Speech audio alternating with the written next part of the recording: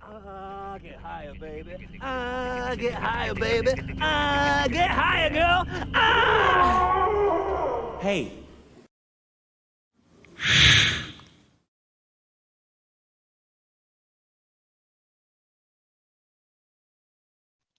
Hello, everyone, and welcome to Knights of the Pageless Library. We are a little podcast that's dedicated to reviewing audiobooks. I am Bo Knight, and with me, as always, is Ryan Knight. And today we are taking a look at The Summer House, written by James Patterson and Brennan Dubois, read for you by Ari Fliakos.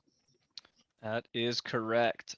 And before we even get started, if anybody has anything to say about the summer house or any topic really, please feel free to email us, kotpl.pod@gmail.com.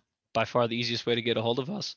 And then the only thing we would ask of everybody is if you're listening to this and you like what we do, if you don't like what we do, just take the time to, thumbs up, thumbs down, 5 stars, 1 star, whatever you feel like. We would really appreciate it. Yeah, give us what we deserve, you think we deserve. Yeah, definitely. I mean, and we can't really grow without criticism, so we are open to that. Yeah. Yeah. So The Summer House, written by James Patterson. So Bo, who's James Patterson? I don't know, never heard of her. James Patterson is like a really prolific author. I mean, like if you've read a mystery novel in the past, I don't know, 30 years, it's like a 50-50 coin flip whether it was written by James Patterson or not. Right, or at least he was involved. Yeah, that's true. He was it. involved. We were just talking about this. Yeah, because so James Patterson, most, like you said, anybody who's really interested in like mystery type novels most likely has heard this man's name, because he has a ton of books, especially available on Audible. We were just looking, and he has almost 800 titles alone with his name on them. So, I mean, a lot of them are written together. I know a lot less about Brennan Dubois. He writes with James Patterson a lot.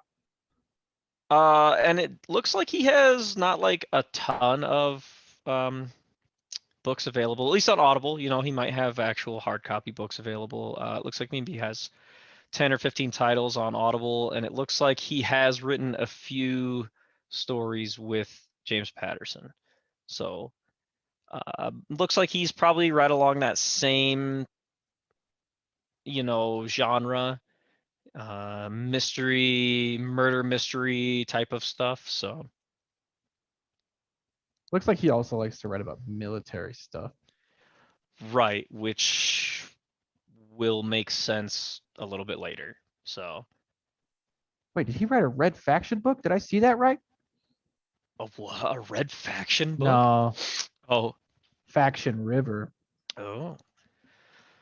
So yeah, The Summer House was written and published in 2020, and the audiobook version we're listening to is also from 2020. So this is a very new book.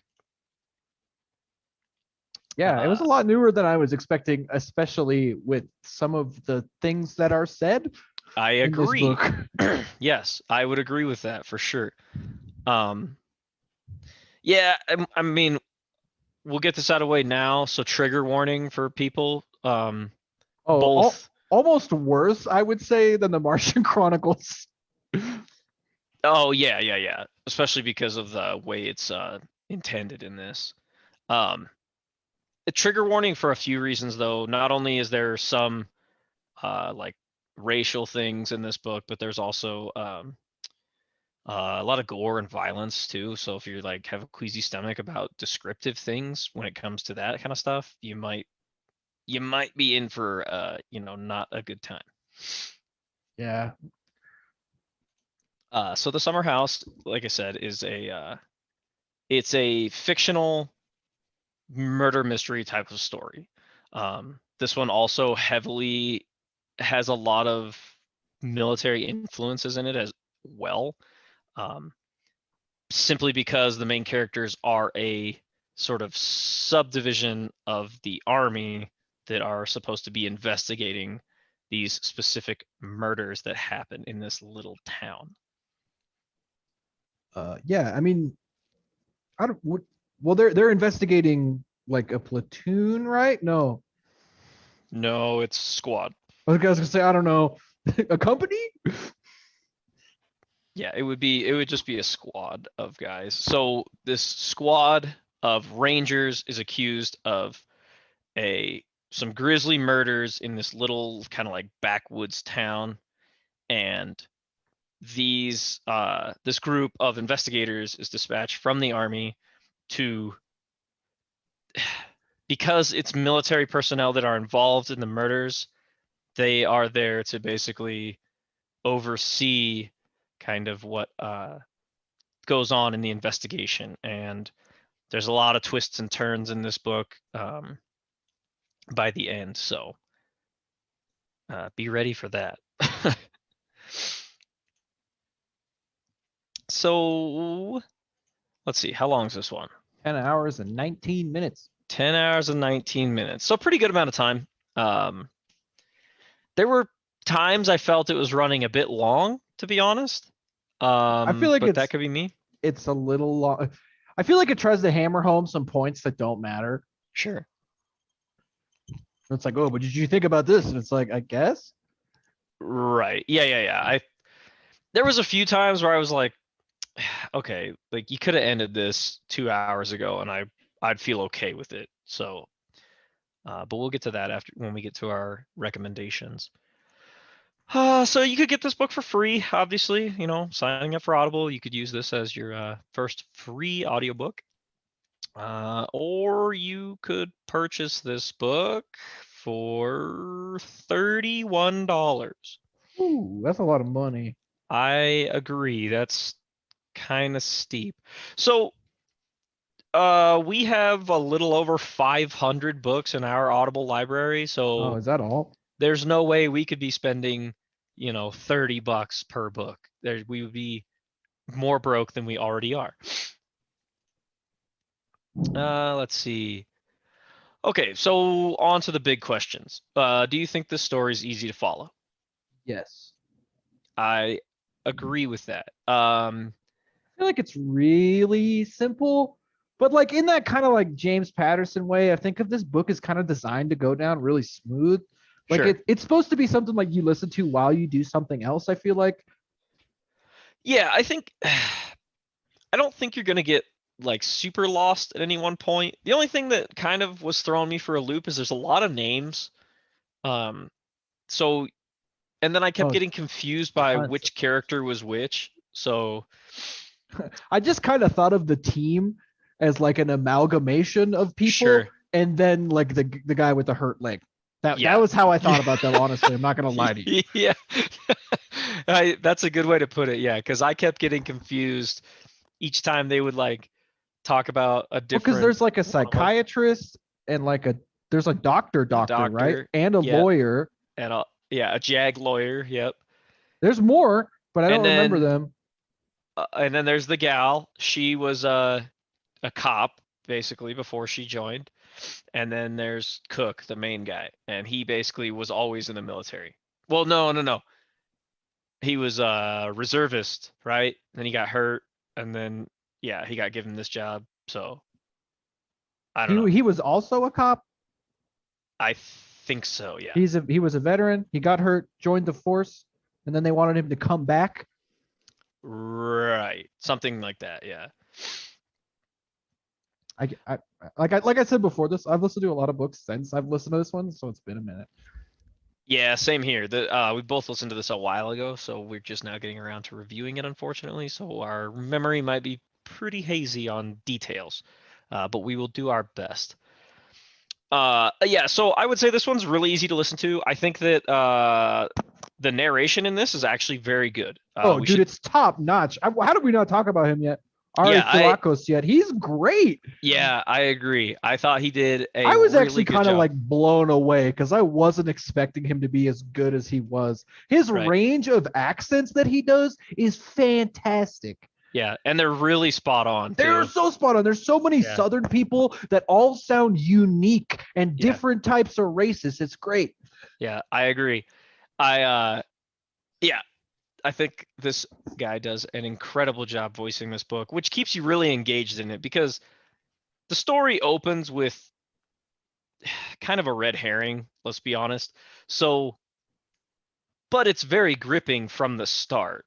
So the way this guy voices the whole thing, though, definitely keeps you engaged through the whole thing. Like I said, I thought it ran long a little bit, but I was okay with it pretty much because of his performance. So yeah, what do you think? Recommendation on this one? Yeah, I think I could recommend this pretty easily to a lot of people. Like if you like mysteries, and I think this is probably even like a good book if if you like don't listen to audiobooks very often. I think Yeah, this would be like a good one to try out to see like if you like like taking in books in this kind of format. I think it's a pretty easy one that goes down. Is the story like out of this world? No, but I think it's serviceable. It's pretty good. Like it's not something I think you should like rush to listen to, but if you find yourself with some free time, why not listen to it? yeah, I agree. I don't think you could go wrong if you picked this as your, your first free book or something like that. I think you'd be okay with that.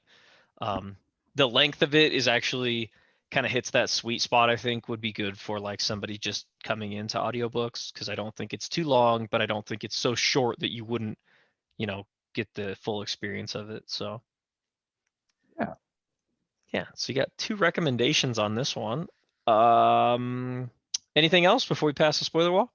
Uh, I mean, if you're like new to audiobooks, check out James Patterson has some pretty good series of books that I think people should check out. Like the Alex Cross series that you were talking about is pretty good. Yeah, the Michael Bennett series is also really good. And he has some pretty good one-offs too, like Toys I really like.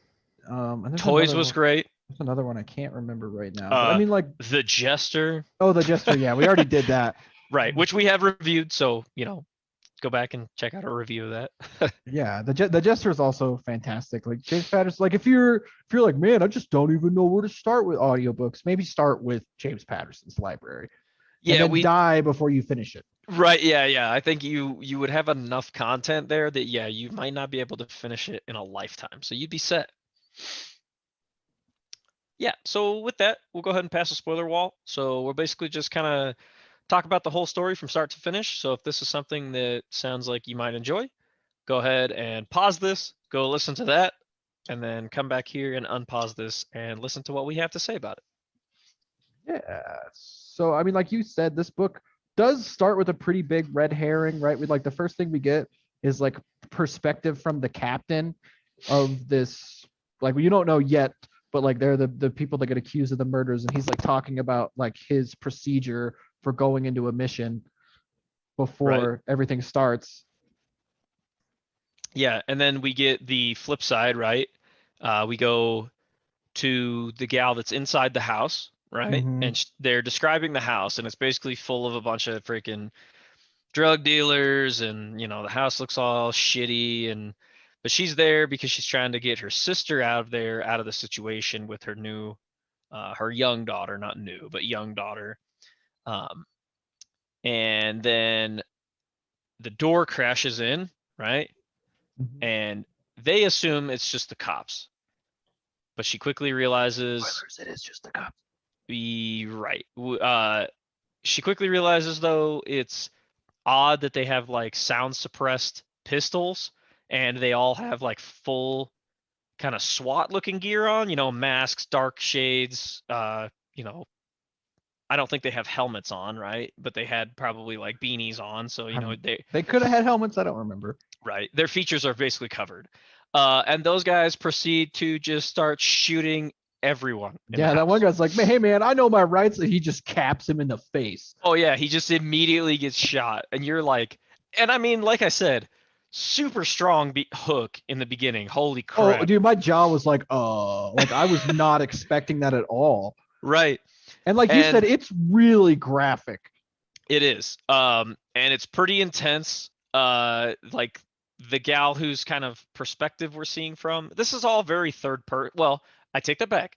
This jumps back and forth between third person and first person at certain points. So that's the only part that gets a little twisted to me. But like you said, that's what makes it easy to see the team as one entity, and then the Major Cook as another because Yeah, that's just how I thought about it. yeah, because Cook is the only one we actually get first person from. Yeah. And then we get like the camera over the shoulder as other people are doing things. Right. And so at the end of this opening kind of scene, it's pretty crazy because the gal whose perspective we're kind of seeing from, she had hid under the bed and somebody grabs her ankle and pulls her out and then Yeah. picks her up and says, was anybody expecting you to return? And she like stupidly says, no. And the guy just freaking point blank shoots her. I was like, oh Mhm. my God. Yeah, it's pretty intense. And then if I remember right, we jump over to Major Cook, his perspective.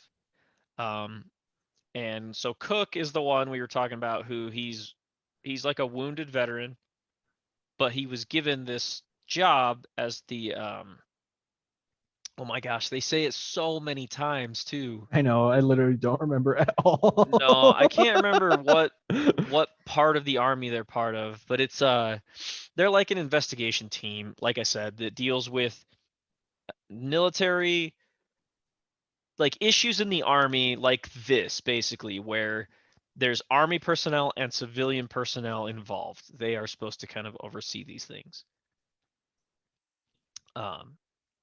And basically the whole first part of this, right, is Cook getting the debriefing on what went down, right? Yeah.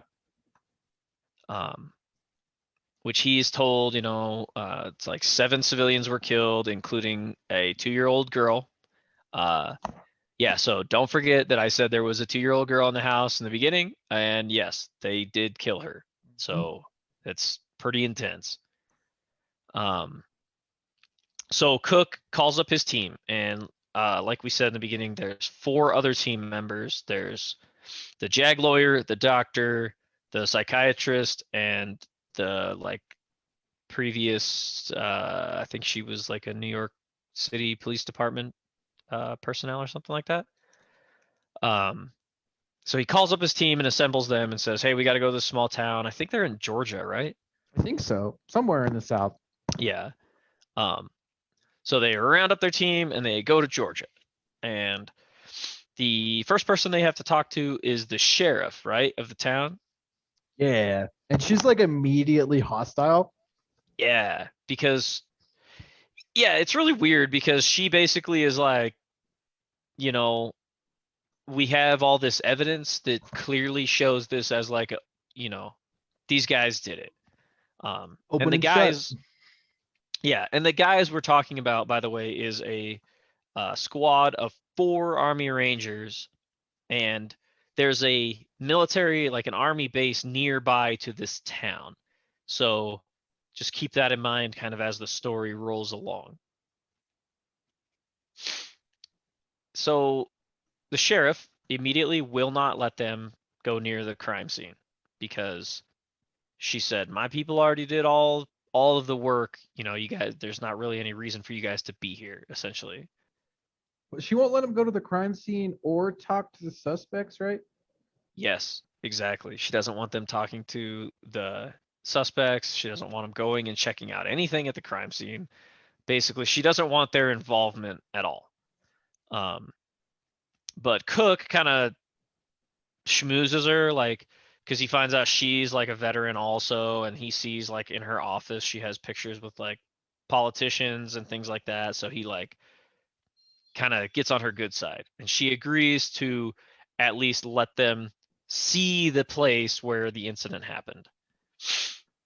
Yeah, the summer house.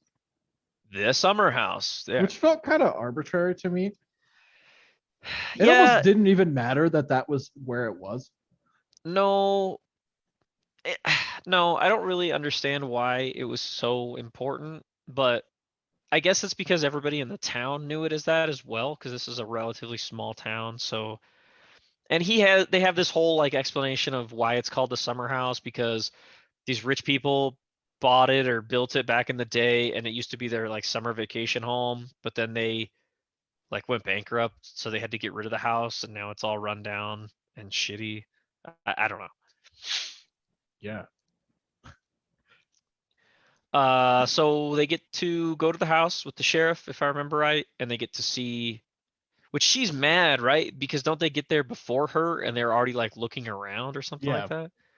Yeah, she like gets pissed off about that. I So don't remember if we get a snippet here or not of someone talking on the phone and being like, "Hey, the army personnel are like digging into this. I thought this was going to be open and shut." oh yeah. I see, and I apologize. I will forget those little details because Oh, don't worry. That's all I remember. okay, that's probably good because I kind of remember the overarching story, but I forgot those little details. So yes, we get these little snippets, which obviously this only kind of works in a book format because if it was a movie, you'd be like, oh well, we know who's involved now. Yeah, because But you'd know the voice. Yeah, right, so so obvious.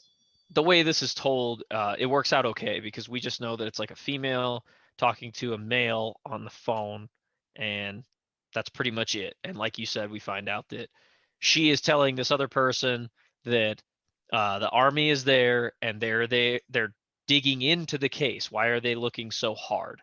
Yeah. So then this dude gets pissed off at her and he's like, just take care of it, whatever. And then his phone like cuts out. So and she has like a burner phone, right? So she breaks it and like throws it in the swamp. Oh which, yeah, immediately. Which is like Yeah. when that first happened, I was like, "What's going on?" right. Yeah, it's a pretty good like build up as to like, whoa, okay, there's Well, I something mean, pretty deep going on The here. swerve to like what actually happened is like, holy shit. Right.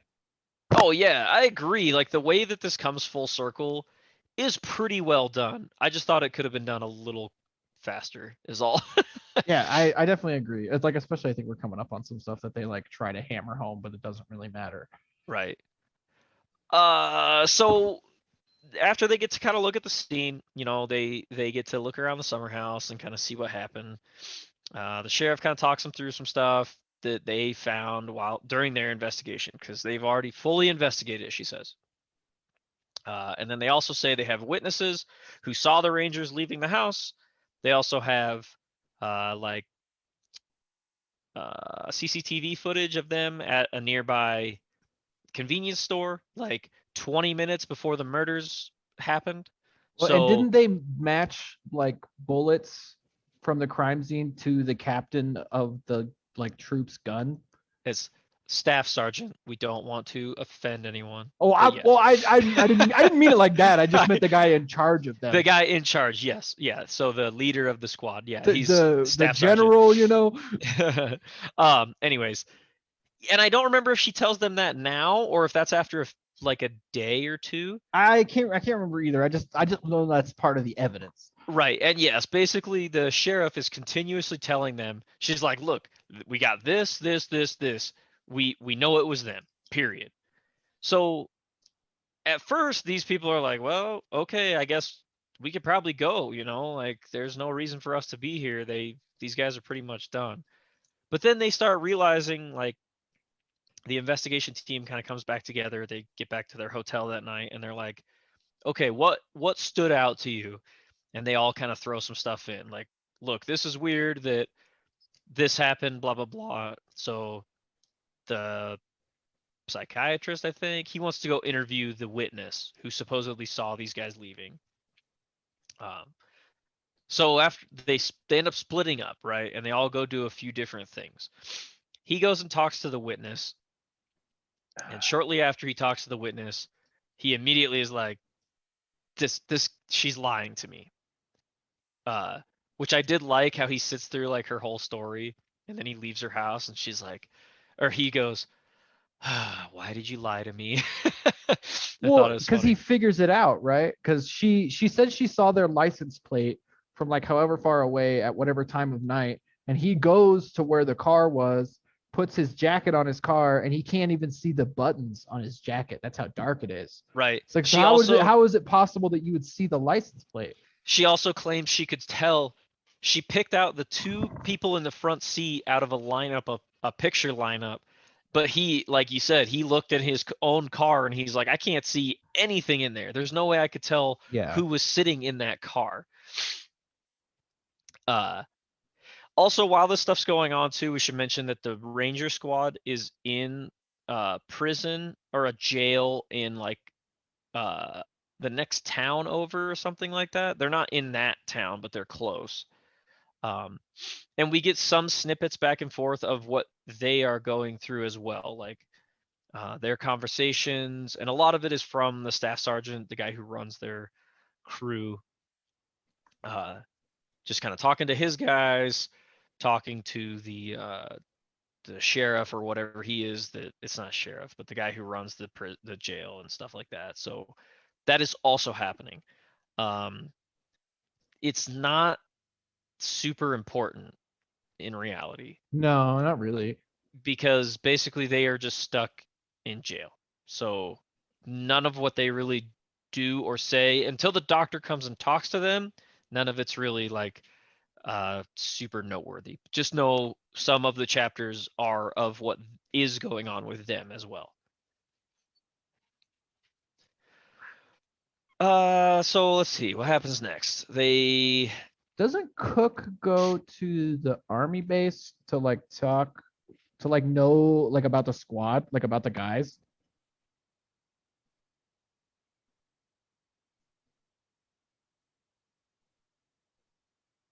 Oh, hello.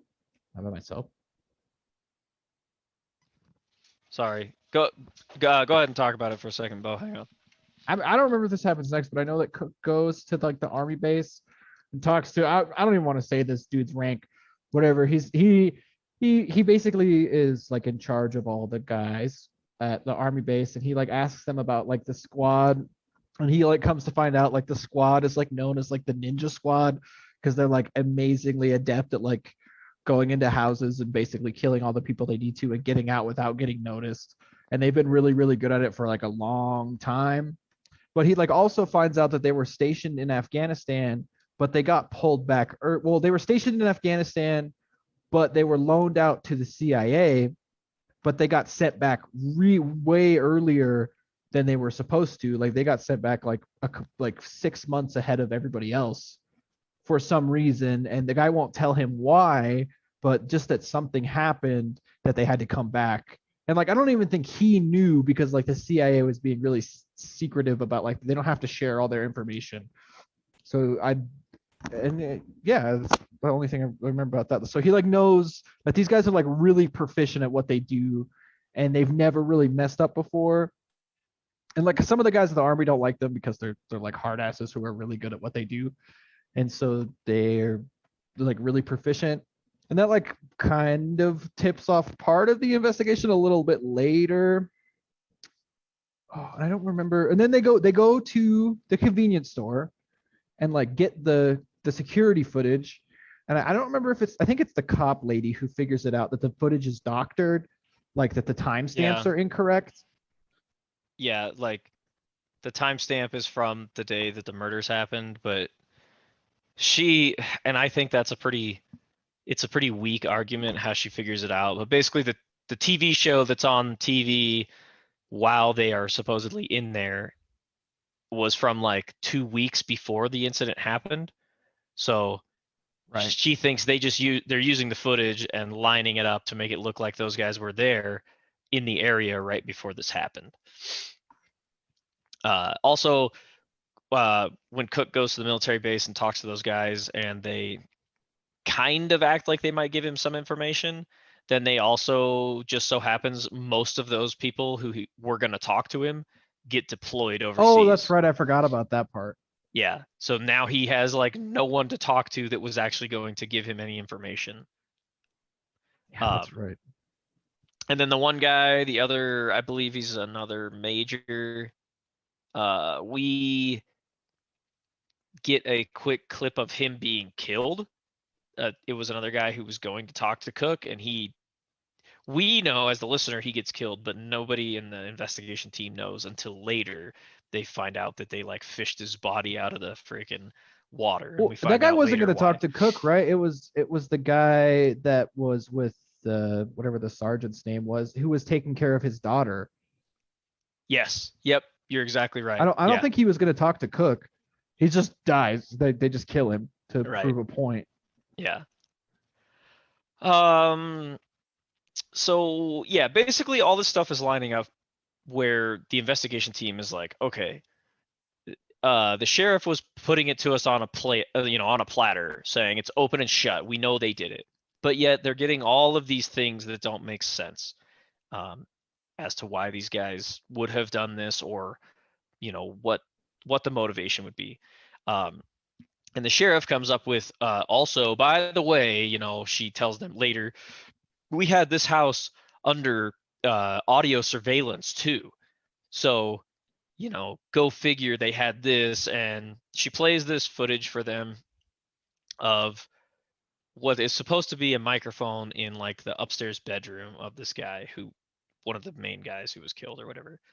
And you hear all the gunshots, and then you also hear the guy come into the room and say like, this is what happens when you mess with a ranger's family. And then you hear some more gunshots and whatever. So they're like, see, these guys did it. Well, come to find out, that's all just like fake audio, like completely fake audio. But they're trying to set up the motive, right, as like the sergeant killed these people because the one guy was a drug dealer who sold fentanyl to his daughter. To his stepdaughter. That's right. And she like OD'd and almost died. Yeah, so they're trying to set it up as this is why they would go kill those guys. Which they also end up investigating the bodies at the morgue. I guess it'd be the morgue. No, they go there to investigate, right? And it's just the kid, not the guy that runs the place. And he's like, I can't let you in. My dad would kill me. They come back the next day, and all of them are cremated but one. Right. Yeah. Well, they came back because they saw the first time that the main guy, the drug dealing guy, his arms looked like they were broken. Like, it was really weird because they were like, why would this guy's arms be broken? Well, we come to find out they were broken like several days before he was killed. Mm-hmm. So, and we'll find out a little bit more as to why that was towards the end. But basically now the investigation team is like, this doesn't make any sense.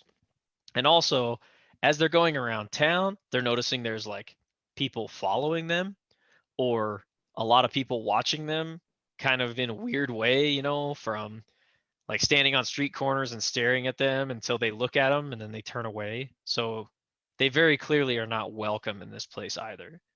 And I think this is the point, right, when they get called off the case. Yeah, their boss calls them and he basically is like, we got to pull the plug on this, because he says they're all fired basically too, because they screwed up, Yeah, because they were making too many waves. Yeah. And then one of the Rangers ends up killing himself while he's in jail. Oh, that's what happens, right? He kills himself, and that's what calls them off. Yeah, because they say that they think because the doctor was the last one to talk to him, that it's the doctor's fault that the kid killed himself. Right. That's right. Yeah. That's horrible. Yeah. Oh my God. So yeah, they're supposed to be leaving. Like basically this guy's like, you guys pack your shit, get out, you're done. And then when you guys get back here, you pack your shit up here and you're fired. Mm-hmm. So Cook is like, we can't do that because there is something wrong with this case. We have to figure out what's going on. So basically he stops answering his phone when his boss calls and all this stuff. And I thought it was kind of weird because I was like, why wouldn't his boss just like send the cops over there and be like, hey, you guys are all under arrest because you didn't listen, and take them out of there. But so now they're under the gun, right? So now they only have like a day or two, before somebody comes and gets them to figure this out. And this is the part I didn't really like because Cook's just like, I'm gonna go to Afghanistan. Yeah. It's like, what? This is where that whole arc of this, I didn't like at all. On. Yeah, and I almost forgot about it because he's like, I'm gonna go to Afghanistan, and then a bunch of shit happens, and it's like Cook was on a plane. Now he landed. It's like, I forgot about that. Yeah, and like, by a lot of stuff happened. It's like while Cook is like going to Afghanistan because he has to like sneak over there, right? Because he's not allowed to. Basically, he's in trouble. So, and he has a really hard time sneaking because he also one of his legs is jacked, so he has to walk with a cane like all the time. And a lot of the people know him, right? Like he was like a well-known person. Yeah. In the military. And he also still is in the military. He Yeah. wears the rank of major. Like, he is still in the military by all, for all intents and purposes. So him sneaking anywhere would be pretty much impossible. Anyways, the stuff that goes on while he's gone is really intense. Like, the one people like get attacked. They get into like, the one girl gets freaking shot. Well, yeah, she's in the cafe talking to another cop, and he like explains a bunch of shit to her, right? Like how the sheriff is corrupt and that she hires like people who what is it called where you get kicked out of the military, but it's not a dishonorable discharge, but it's basically like we can't use you because you can't adapt to combat. Yeah, they can't adapt to like military But life, it's basically. called something though. I can't remember what Yeah, it's called. and I can't think of it off the top of my head either. But But she basically, explains that to him, and then he's like about to drop he drops the big bomb, but we don't hear it. And then people not break in, they just come into the fucking cafe and fucking shoot her. well, they come in like they're going to rob the place, but when they see her, they go towards her, and we as the listener already know who these people are. It's like one dude and his brother or something like that, his nephew, um, who then in a little while ends up talking to the sheriff and saying what happened. So basically, once all this stuff comes to fruition, we find out that the sheriff is super corrupt. She's running like the whole county. Like, no drugs go in or out without her saying so. So she is like in charge of the whole thing. And now we just got to figure out what the involvement is between her and the Ranger squad, like why they are in jail now and why basically they want to see these Rangers executed too for what they did. And so the one girl does get shot, the one investigator, and it puts her into a coma. And then while she's at the hospital, another guy shows up and tries to freaking smother her to death and kill her. And Yeah, and luckily the other guy from the squad is there and freaking kills him. yeah, he ends up killing him. And then he holds like her room hostage. He won't let anybody come into her room unless they like only 2 people are allowed at a time. Like, yeah, it's freaking crazy. And let's see. Meanwhile, Cook's over in Afghanistan and he's like sneaking around. He's got to go to like all these different places. And it ends up kind of turning into like a World War Z, if you've seen that movie. Like, everywhere Brad Pitt goes, horrible things happen to the people around him. Oh, yeah, true. I mean, that's kind of what this turns into when Cook is over there. So eventually Cook finds the name of this place he has to go, and it's a guy who supposedly is who the Ninja Squad was working for at the time that they were blamed for killing a house full of civilians. Yeah, that's right. They were blamed for killing it, like the wrong house, essentially. Right. Yeah. So after jumping through a lot of hoops, he gets a helicopter ride out to this place and he talks to this guy. And this guy is basically a CIA operative, but he also has like only Middle Eastern people stationed with him up in like this mountain facility up there. It doesn't make a whole lot of sense to me. Might make more sense to somebody who had been around that kind of stuff. It's definitely like some spec ops just basically paying for mercenaries, isn't it? It's kind of what it sounds like, yeah. Because doesn't at one point he's like I give them stacks of money and they do what I say. Yeah, it's kind of bizarre. CIA is weird, man. Yeah. So he gets some information. Basically, this guy shows him a videotape that supposedly is body cam footage of what the Ninja Squad did, killing these civilians. And immediately Cook's like, that's fake. And the guy's like, well, how do you know? And he's like, well, the bullets are real and they're killing real people, but those are not Army Rangers doing that. They have mixed uniforms on. One of them has like a Ranger patch or something on, which they would never wear into combat zones. Like, he basically points out all these things, and the CIA guy is like, yeah, you're right. Like, it's fake. It was like the Taliban or something staging this and then trying to make it look like American soldiers did it to basically put a bunch of bad PR out there. And somehow the this is what was pinned on the Ninja Squad, which we will find out in a little bit exactly why this was pinned on them to get them booted out of Afghanistan as well. And then as Cook goes to leave this place, his freaking helicopter gets shot down, and the warrant officer who agreed to take him up there fucking dies. I know, it's kind of pissed me off. It's like, why didn't Cook die? Yeah, I was like, bum ass leg. Are you serious? I was like, and why did the warrant officer have to die? He was Yeah, cool. who was cool as hell, and like he has like some camaraderie with his boys. Yeah, not only was he cool, he agreed to take Cook out there even though he wasn't supposed to at all. Yeah. So yeah, that kind of pissed me off. Everybody when he's in Afghanistan just keeps hooking him up. Yeah, like it's really weird. This is why I said though, there's no way he couldn't just like sneak around, because yeah, there's a bunch of people who are like, oh, you got so and so out of a jam and he was a ranger, so all the rangers are like on Cook's side, which is fine. But the warrant officer, those are like pilots, they're like Navy pilots, and they would have no reason to do anything that he asks them to do. Like none. I don't know. It's beside the point. Either way, Cook gets his information and then he gets shot down. And then we go back to the United States and we find out a little bit more of what's going on over there. And basically we find out that the trial for the Rangers is coming up like really quick. Like the sheriff's trying to push it through. Well, because the one guy's gonna confess, right? So his staff sergeant, yeah. Yeah, the staff sergeant's gonna confess, so the guys under him can get away, like get out with nothing happening to them. Yeah, he basically cuts a deal with the what is he? He's like the main lawyer. Oh my gosh, what's he called? God, I need to get some alpha brain. The attorney general, is that what he's called? Maybe it's a district attorney. I'm not District attorney, yes. Yeah, he cuts a deal with the district attorney and says, look, I'll confess we killed all those people, but my other rangers, the ones who are still alive, they get to go free. Nothing happens to them. And the attorney general's like, oh yeah, okay, we'll do that. Deal. Yeah. Okay, sounds good.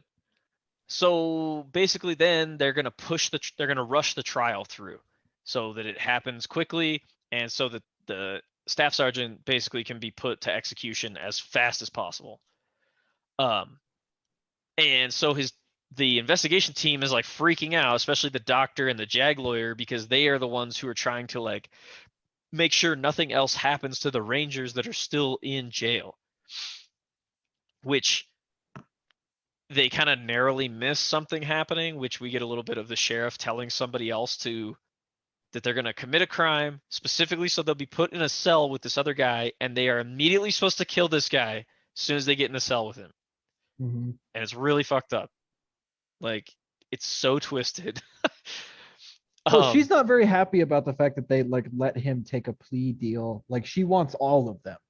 Yeah, she wants them all to die. Yeah. And we'll find out in a little bit exactly why. So then we go back to Afghanistan, I think, and Cook gets saved by those same CIA guys and the other like Middle Eastern guys that he has, his little crew, because he has the Hershey bars still. I guess is the only reason. That's the only reason they don't just kill him, which I was blown away when I was like, wait, why would they kill him? They're still supposed to be, but like you said, they're just mercenaries, so they don't really give a shit. Yeah, they don't care.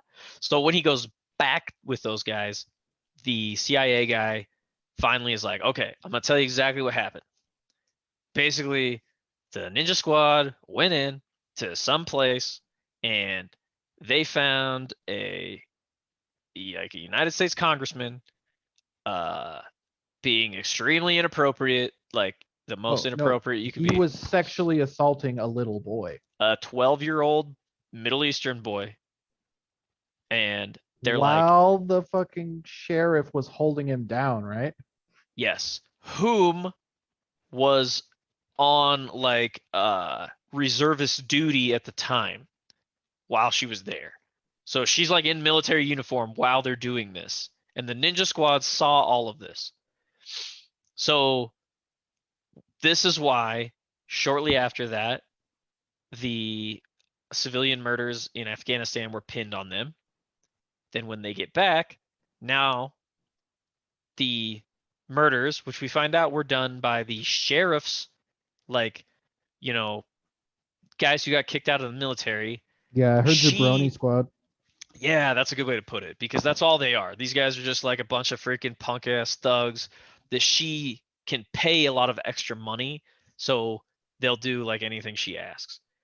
So yeah, her jabroni squad is the one who went in and murdered all those people, and now they're trying to pin it on these Army Rangers, and it obviously worked perfectly. They're trying to pin it on these guys so they can have them executed, so they could never talk about this, because this congressman is about to like become a senator or something like that. And she wants to get in more into politics, right? Like that's like the Yes. whole move that she's trying to make. Yeah, she's trying to make a political move from sheriff, and if this congressman moves up to be a senator, she will basically follow him as like a congresswoman and be able to do even more things, you Yeah. know, around her specific county and around the state of Georgia in specific. So yeah, that's where we get the big ball, you know, drop that's why all this went down. Now, Cook has to find a way to get this information back to the United States before these guys are executed, which the clock is like ticking at the exact same time on both sides of the world. Yeah. Uh, I don't remember how he gets like the laptop or whatever he gets to Skype them. it's from that like CIA guys stuff, because so while the trial is going on, which we should mention, the judge doesn't like the sheriff. The judge He- doesn't like the sheriff, is beautifully voice acted. Yeah, is excellent. And he doesn't like the sheriff. And the sheriff during the trial also makes like a snide comment about the judge, which pisses him off during the trial. Yeah. Which is like what ends up doing her in, right? Yeah, because she thinks she, like, nobody can touch her at this point. She's like, we got all the evidence. The one guy's going to confess, so it doesn't matter. She's already got it lined up so that the other two Rangers will be murdered in their cells afterwards. So it doesn't matter. She's going to deal with all of them. Then she's going to sail off to freaking Washington, D.C. All good. And then Cook Skypes in and says he has to talk to the judge because he has information to share. This works, and he's able to share the information about the congressman and the sheriff. And at first I was like, why doesn't the sheriff just be like, he's obviously lying, and she just walk away, or be like, that's obviously not true, whatever, and then she could flee. But instead she gets up and tries to run like out of the of the freaking courthouse. I was like, could you make it any more obvious that you were in trouble?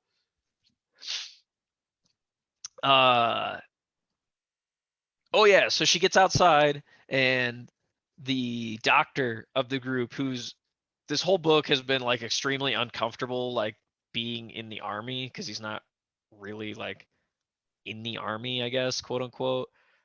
He's only fired his weapon like twice, and they were both at the range. He's the one who follows her out, and he pulls his gun on her and tells her to stop, you know, she's under arrest, whatever. He doesn't even really know what to say.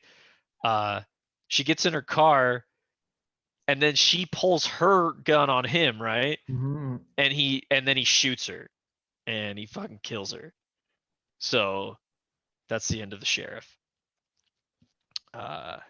It's pretty much the end of the book, right? Like I don't remember anything else. Yeah, Happening. The one gal wakes up, the one investigator wakes up after all that is said and done. So the information she had didn't really do any good because they already figured it out. But yeah, there's not really a whole lot after that, especially not that I can remember off the top of my head. It's pretty much the end of the book. It's pretty good. I don't think we did it justice. Still be like court-martialed? Oh yeah, 100%. Like I don't care if he saved those guys' lives. Like still, you can't just like go over to Afghanistan like an active war zone and just hang out. You got a guy killed. Yeah, he got a guy killed. He got a helicopter crashed, like destroyed. Fucking cheddar just throw in the dumpster. Yeah, I think he would still 100% be in trouble. They're I like, don't oh, you think he would be saved the off. day, but you're under arrest. Yeah, exactly. You did a good job there. Now I need to put these handcuffs on you. Um, yeah, I mean it's a good. I think it's a good book. I didn't care for most of the stuff when Cook's in Afghanistan. It just felt a little contrived to me. Like, I don't know. It just felt kind of weird. Like, it felt like something from a different book almost. Kinda, and maybe that was the part that was written by the other guy who wrote this. Oh, really? Maybe because it does feel a little different. Like it's almost like they had to because like the army was involved and the Rangers were involved. They were like, well, we gotta involve, stuff that happens overseas. And they really needed a way to involve that stuff.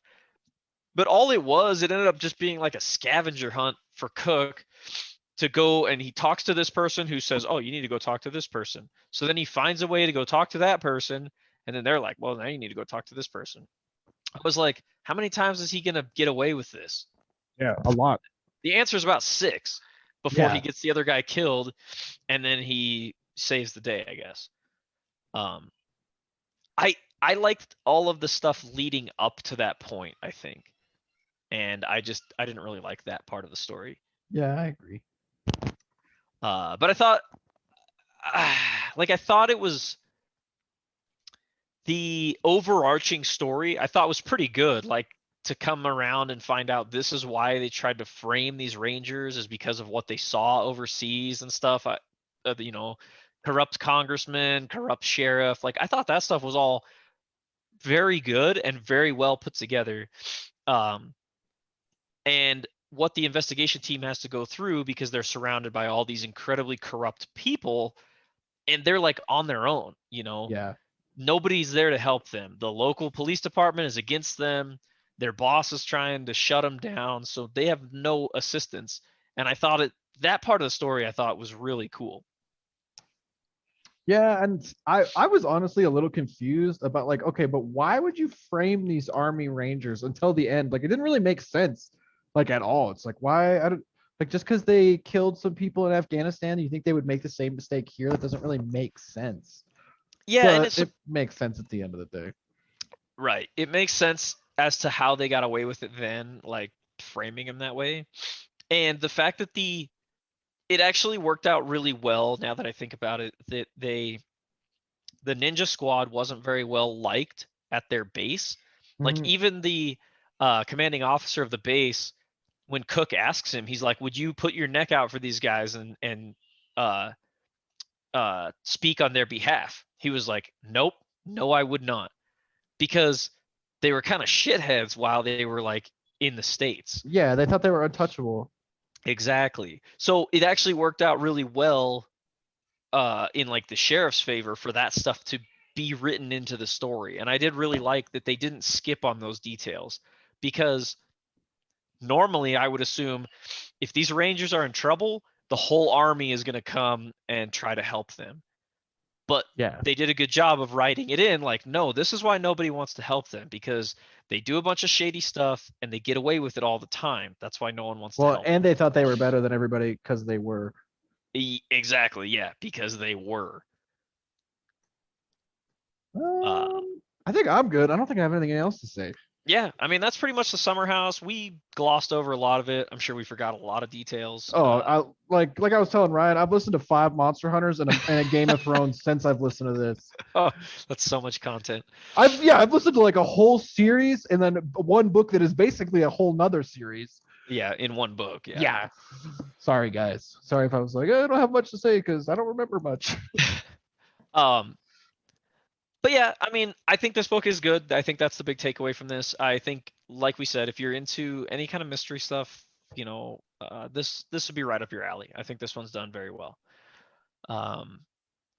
If you guys have anything you'd like to say to us about the story, don't forget, please email us, kotpl.pod@gmail.com.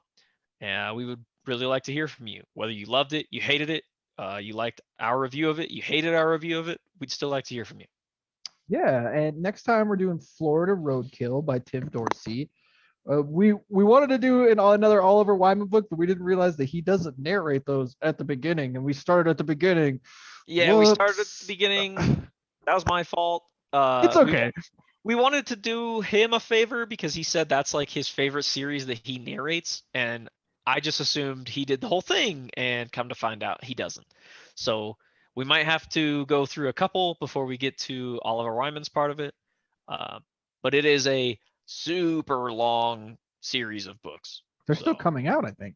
yeah, and I think they're on like the 24th or 25th one or something like that, which is Dang. crazy. Yeah, that is pretty crazy. So yeah, look forward to that. We're still kind of debating on what show to do next for our anime squires. So please, We did get some please- recommendations though. We did, and we greatly appreciate that, Brian's girlfriend. But if anybody else has any other suggestions, please feel free to email us those or comment on our YouTube channel or anything that you think would get your ideas through to us. Yeah, like put a message in the ocean or something. Like throw a message in a bottle in the ocean. We'll probably find it. Yeah, we'll probably find it one of these days. Yeah, me here in Denver, Colorado. Yeah, couldn't be more landlocked.